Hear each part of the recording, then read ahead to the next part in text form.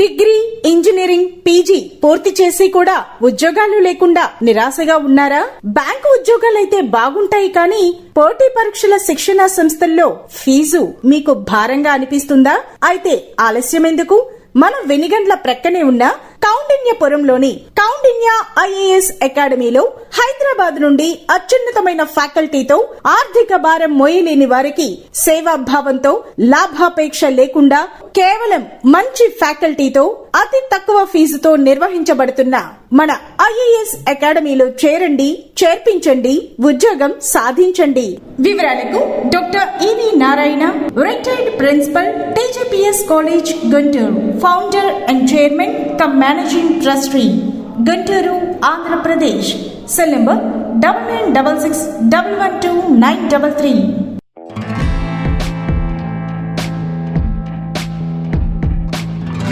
SHO AP వీక్షకులకు స్వాగతం, నమస్కారం. ఈరోజు అంశం రోడ్డు ప్రమాదాల్లో తలకు గాయాలు, వెన్నెముక గాయాలకు చికిత్స గురించి GGH associate professor, spine and brain surgeon doctor గొల్ల రామకృష్ణ గారు వివరిస్తారు. నమస్కారం గొల్ల. నమస్కారం రామకృష్ణ గారు, ఏటా జరిగే రోడ్డు ప్రమాదాల సంఖ్య ఎలా ఉంటుంది, దాని గురించి వివరిస్తారా? ప్రపంచవ్యాప్తంగా రోడ్ యాక్సిడెంట్స్ దాదాపుగా ఒక 3 మిలియన్స్ పర్ డే జరుగుతున్నాయండి. 342 మిలియన్స్. దాంట్లో డెత్స్ 1.19 మిలియన్స్ ఎవ్రీ డే చనిపోతున్నారు, ఎవ్రీ ఇయర్ టోటల్గా. అదిలో భారతదేశంలో అయితే దాదాపుగా 27,000 మంది పర్ డే చనిపోతున్నారండి. అంటే నిమిషానికి 474 మంది చనిపోతున్నారు భారతదేశంలో. డాక్టర్ గారు, రోడ్డు ప్రమాదాల్లో ఎటువంటి గాయాలు అవుతాయండి? రోడ్డు ప్రమాదాల్లో మరి ముఖ్యంగా హెడ్ ఇంజరీలు అవుతాయండి, తలకు గాయాలు అవుతాయి. తలకు గాయంతో పాటు వెన్నెముక గాయాలు అవుతాయి. వెన్నెముకతో పాటుగా అంటే లాంగ్ బోన్స్ అంటారు కదండి, మొత్తం కాళ్ళు చేతులు విరగడం, చెస్ట్ ఇంజరీస్ అవ్వడం, అలాగే ఉదర భాగంలో ఇంజరీలు అవ్వడం అనేది సాధారణంగా జరుగుతాయండి. మిగతా ఇంజరీస్ కూడా అవుతాయి కాదంటే ఎక్కువగా తల గాయాలు బాగా ప్రమాదం అండి. తలకు తగిలే గాయాల తీవ్రత గురించి వివరించండి డాక్టర్ గారు. తలకు యూజువల్గా సాధారణంగా ఏంటంటే తలకు గాయాలు హెల్మెట్ వాడకపోవడం వల్ల ఇంజరీస్ బాగా ఎక్కువ అవుతాయండి. హెల్మెట్ వాడితే తక్కువ ఇంజరీ అయ్యే శాతం ఉంటుంది. తలగాయాల తీవ్రత 3 రకాలుగా ఉంటుందండి. అంటే మైల్డ్, మోడరేట్, సివియర్ అంటాము. అకార్డింగ్ టు మనకి గాయం యొక్క ఇంజరీని బట్టి, అంటే ఓన్లీ తల యొక్క స్కిన్ భాగంలోనే ఇంజరీస్ అవుతూ ఉంటాయండి. వాటిని మైల్డ్ అంటాం.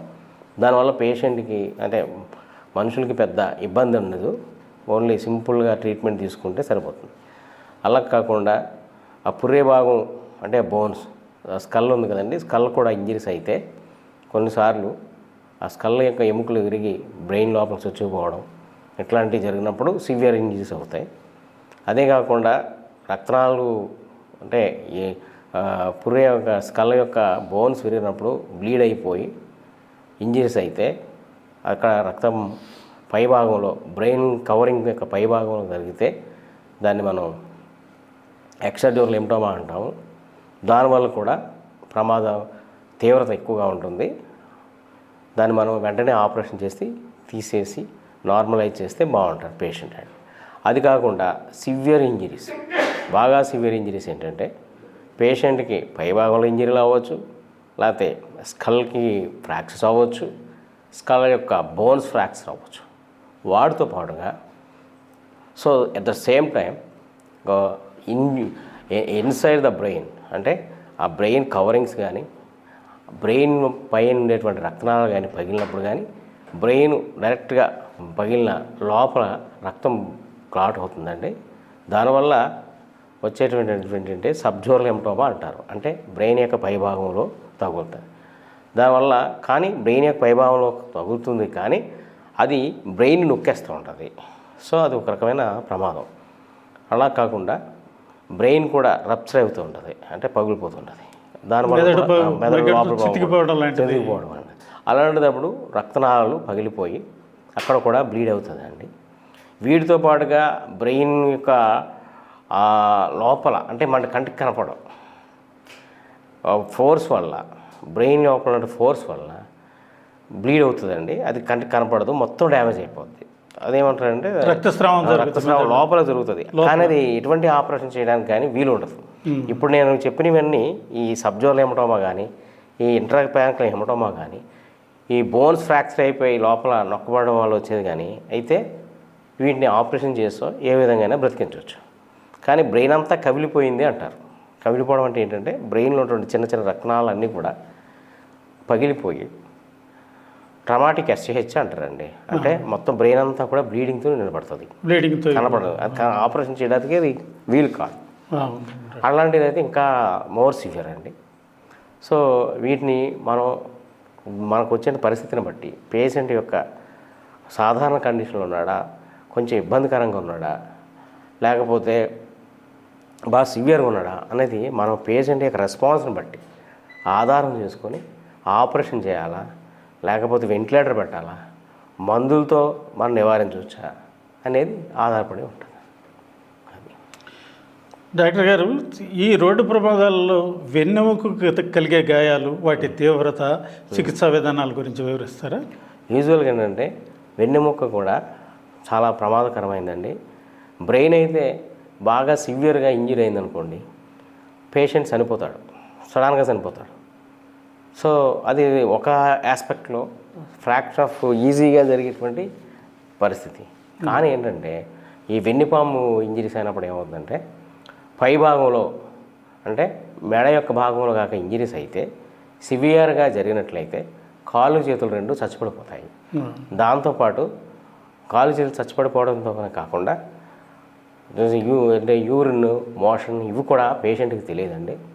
దానివల్ల ఏమవుతుందంటే అన్కంట్రోల్డ్ అయిపోతాయి. దానివల్ల ఇంకా బెడ్ రిడెన్ అయిపోతారు పేషెంట్. సో అది కూడా ఏంటంటే రెండు రకాలు. మనం ఆపరేషన్ చేయడానికి వీలుగా ఉందా, ఆపరేషన్ చేయడానికి వీలు లేదా అన్నది రెండు రకాలు. ఒకసారి ఏంటంటే అంటే ఎముకలు ఫ్రాక్చర్స్ అయితే వెన్నుపాము నొక్కగలిగితే మనం అవి తీస్తాం. అలా కాకుండా వెన్నుపాము లోపలే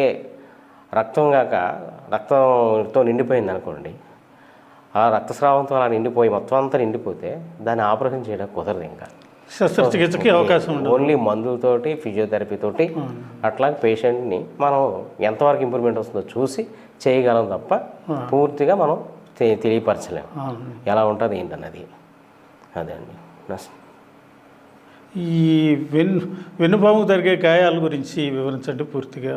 వెన్నుపాముకు జరిగే గాయాలు మెడ యొక్క భాగంలో జరిగితే కాళ్ళు చేతులు రెండూ చచ్చిపడిపోతాయి. స్పర్శ అనేది మెడ నుంచి కింద భాగం ఏమీ తెలియదు పేషెంట్కి. దానివల్ల ఏంటంటే కాళ్ళు చేతులు పనిచేయవు, మోషన్ వెళ్ళలేడు, యూరిన్ తెలియదు. దాంతోపాటు అలా పడుకుని ఉండడం వల్ల వెనకాల కూడా బెడ్ సోర్స్ అయ్యే ప్రమాదం ఉంటుందండి. దీనివల్ల ఏంటంటే చాలా పేషెంట్ అలాగా కొంతకాలానికి చాలా సివియర్గా బెడ్ సోర్స్ తోటి సెకండరీ ఇన్ఫెక్షన్స్ వచ్చి పేషెంట్ చనిపోయే అవకాశాలు సైకలాజికల్గా కూడా. అది అలా కాకుండా మెడ యొక్క కింద భాగంలో, ఉదర భాగంలో కాక ఫ్రాక్చర్స్ అయితే దాంతో అక్కడైతే కాళ్ళు పడిపోతాయి, యూరిన్, మోషన్ ఇబ్బంది అయిపోతుంది. మేము పరిస్థితిని బట్టి ఆపరేషన్ చేస్తాం, కానీ అది ఎంతవరకు ఏంటి అనేది మనం అక్కడ జరిగిన తీవ్రతను బట్టి మనం చెప్పడం జరుగుతుందండి. కొన్నిసార్లు పూర్తిగా శాశ్వతంగా రాకపోవచ్చు, పూర్తిగా అంటే కంప్లీట్ కార్డ్ ట్రాన్సాక్షన్ అయితే, స్పైనల్ కార్డ్ ట్రాన్సాక్షన్ అయితే అది పూర్తిగా ఇంకా పేషెంట్కి లైఫ్ అంతా అలాగే చచ్చిపడిపోయి ఉంటాయండి. అలా కాకుండా ఏదో ఇంజురీస్ మోడరేట్గా తగిలితే మనం ఆపరేషన్ చేయడం బట్టి, మనం ఇచ్చే మందులు బట్టి అది నెమ్మదిగా ఇంప్రూవ్ అయ్యే అవకాశం ఉంటుందండి. అది ఈ వెన్నెముక గాయాల్లో ఎంత శాతం రికవరీ అవ్వడానికి అవకాశం? అంటే దెబ్బ యొక్క తీవ్రతను బట్టి అండి. ఇప్పుడు బాగా సివియర్గా జరిగినటువంటి ఇంజరీస్లో అయితే చాలా తక్కువ శాతం రికవర్ అవుతారండి. యూజువల్గా సింపుల్గా జరిగేవి కానీ, అంటే మోడరేట్గా జరిగేవి కానీ ఎక్కువ శాతం రికవర్ అవ్వడానికి వీలుగా ఉంటుంది. అది డాక్టర్ గారు, రోడ్డు ప్రమాదాల్లో జరిగే ఇతర గాయాలు, వాటి చికిత్సా విధానాల గురించి వివరిస్తారా? యూజువల్గా రోడ్ యాక్సిడెంట్లో ఇంకా పోతే రోడ్ ట్రాఫిక్ యాక్సిడెంట్స్లో జరిగేవి ఇంకా ఉదర భాగం అంటే రిబ్బు పొట్ట భాగం కదా ఉదర చెస్ట్ అండి. Chest is more dangerous. చెస్ట్లో కూడా ఏంటంటే డైరెక్ట్గా రిబ్ ఫ్రాక్చర్స్ అవుతాయి. కొన్నిసార్లు రిబ్ ఫ్రాక్చర్స్ అయ్యి ఊపిరితిత్తులు గుచ్చుకుని లేదా హార్ట్ గుచ్చుకునే అవకాశం కూడా ఉందండి. రిబ్స్ దానివల్ల ఏంటంటే పేషెంట్ ఊపిరి తీసుకున్నాడు, కృత్రిమ శ్వాస ఇస్తాం, కానీ ఎంత ఇచ్చినప్పటికీ కూడా సివియారిటీని బట్టి లోపల బ్లీడ్ అయిపోయి కొన్నిసార్లు సడన్గా తల మెదడు భాగంలో దెబ్బలు తగలకపోయినా వెన్నుపాము భాగంలో దెబ్బలు తగలకపోయినప్పటికీ కూడా ఊపిరితిత్తులు సరిగా లేకపోవడం వల్ల పేషెంట్లు చనిపోయే అవకాశం ఎక్కువ. సో అలా కాకుండా రిబ్ ఫ్రాక్చర్సే అయ్యి ఉంటే ఓన్లీ కేవలం సో పేషెంట్ కొంచెం రికవర్ అవ్వడానికి 6 వారాలు పడుతుంది. నెమ్మదిగా మందులతోటి తగ్గిపోతుంది. అది మందుల ద్వారా చెస్ట్ డ్రైన్ అంటమాట. సో లోపల ఉన్నటువంటి బ్లడ్ని తొలగించడానికి చెస్ట్ డ్రైన్ వాడి పేషెంట్ రికవర్ చేయడానికి ప్రయత్నం చేస్తాం. అది కాకుండా అదర్ థింగ్ అంటే ఉదర భాగంలో అంటే అబ్డామినల్ ఇంజరీస్లో మెయిన్గా లివరు పెద్ద ఆర్గన్ కదండి. ఎక్కువ శాతం లివర్ లాసిరేషన్ అయ్యే అవకాశం ఉంటుందండి. లివర్ లాసిరేషన్ అయితే కనుక ఎక్కువ బ్లీడ్ అవుతుందండి. ఆ బ్లీడ్ అవ్వడం వల్ల బ్లీడింగ్ లివర్ యొక్క రక్తనాళాలు పగిలి లివర్ బ్లీడ్ అయిపోతే సో వచ్చేటువంటి హీమోపెరిటోనియం అంటారు. రక్తంతో పెరిటోనియం అంతా నిండిపోయి పేషెంట్ షాక్లోకి వెళ్ళిపోయి చనిపోయే అవకాశాలు ఎక్కువ. సో దాని తర్వాత ఏంటంటే స్ప్లీన్ కూడా చాలా స్ప్లీన్ యొక్క ఆర్గాన్స్ స్ప్లీన్కి సప్లై చేసిన రక్తనాళాలు కూడా అవి చాలా టేర్ అవుతూ ఉంటాయి. అవి టేర్ అయితే అది కూడా ఎక్కువ బ్లీడ్ అయిపోయి పేషెంట్ త్వరగా చనిపోయే అవకాశాలు ఎక్కువ. దాని ద్వారా అదే కాకుండా మిగతా బౌల్ ఇంజరీస్ అంటే పేగులు కూడా దెబ్బ తగులుతూ ఉంటాయండి. దెబ్బ తగినప్పుడు కూడా పేషెంట్ చనిపోయే అవకాశాలు ఎక్కువ. అది దాని తీవ్రతను బట్టి పేషెంట్ గాయాల తీవ్రతను బట్టి పేషెంట్కి ట్రీట్మెంట్ ఇవ్వడం అనేది అయితే ఆపరేషన్లా లేకపోతే ఓన్లీ మందులా లేదా అబ్జర్వేషనా ఏదో ఒకటి మనం తగిన పరిస్థితుల్లో చేయడానికి ప్రయత్నం చేసి పేషెంట్ సేవ్ చేస్తాం. అదండి. ఇవే కాకుండా అదర్ ఇంజరీస్ ఏంటంటే మెయిన్గా ఫేమర్ ఫ్రాక్చర్ అంటే తొడ భాగంలో ఉన్నటువంటి ఎముకలన్నింటిలో కూడా పెద్దది. సో అది ఫ్రాక్చర్ అయితే ఎక్కువ శాతం బ్లీడ్ అయిపోద్దండి. బ్లీడ్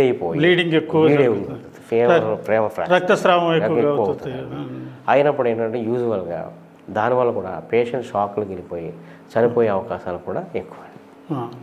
ఇది డాక్టర్ గారు తలకు గాయాల గురించి జరిగే చికిత్సా విధానాల గురించి వివరిస్తారా?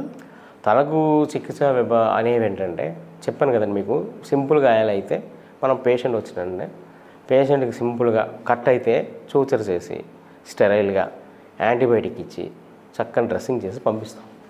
అది తర్వాత పేషెంట్ ఇంటికి పంపించేయచ్చు. కొన్ని సందర్భాల్లో హాస్పిటల్లో స్టే చేస్తామండి. అలా కాకుండా మంచి ఇంజెక్టబుల్స్ పెట్టి మోడరేట్ ఇంజరీస్ అంటే బ్లీడ్ అవుతుంది కానీ ఆపరేషన్ చేస్తే సేవ్ అవుతాడు అనేటువంటి పేషెంట్కి మనం తగిలినటువంటి గాయం యొక్క పరిస్థితిని బట్టి ఉన్న లొకేషన్ బట్టి మనం ఆపరేషన్ చేయడం జరుగుతుందండి. చేసి పేషెంట్కి వెంటిలేటర్ అవసరం లేదా అనే దాన్ని బట్టి ఆధారపడి పేషెంట్ యొక్క రెస్పాన్స్ని బట్టి మనం ట్రీట్మెంట్ ఇచ్చి పేషెంట్ని సర్వైవ్ చేయడానికి ప్రయత్నం చేస్తాం. మూడో రకం ఏంటంటే పేషెంట్ అసలు విపరీత సివియర్ హెడ్ ఇంజరీస్ అంటారు. సివియర్ హెడ్ ఇంజరీస్ అంటే పేషెంట్ భయంకరంగా అంటే మనిషి మాట్లాడలేడు, చూడలేడు, కదలలేడు, రెస్పాన్స్ అనేది ఉండదండి. అలాంటి పేషెంట్లకి వాళ్ళ యొక్క కదలికలు బట్టి, వాళ్ళ యొక్క కనుబొమ్మలను బట్టి, వాళ్ళ యొక్క వైటల్స్ అంటే structures BP, pulse, heart rate అన్నీ చూసుకొని మనకు వచ్చినటువంటి సిటీ స్కాన్, ఎంఆర్ఐ స్కాన్లో వాటి యొక్క పరిస్థితి, పేషెంట్ యొక్క బ్రెయిన్ ఎలా ఉందో చూసుకొని సర్జరీ చేసి 100% సక్సెస్ చేయడానికి ప్రయత్నం చేస్తామండి.